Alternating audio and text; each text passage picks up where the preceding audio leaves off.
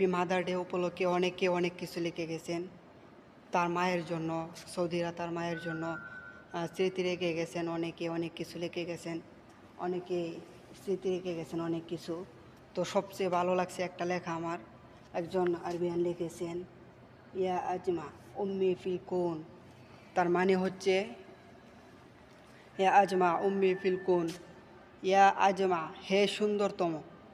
জামিল মানে সুন্দর, আজমা মানে সবচেয়ে সুন্দর, উম্মি আম্মুন মানে আম্মা, উম্মি মানে আমার মা, ফিল কুন পৃথিবীর মধ্যে, ফিল কুন ফিল মানে মধ্যে বোঝায় বা কোনো কিছুর ভিতরে বোঝায়, ফিল কুন কুন মানে পৃথিবী, ফিল কুন পৃথিবীর মধ্যে সবচেয়ে সুন্দরতম আমার মা।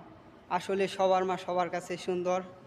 তো খুব সুন্দর একটা কথা লিখেছেন, পৃথিবীর সবচেয়ে সুন্দর মা আমার মা।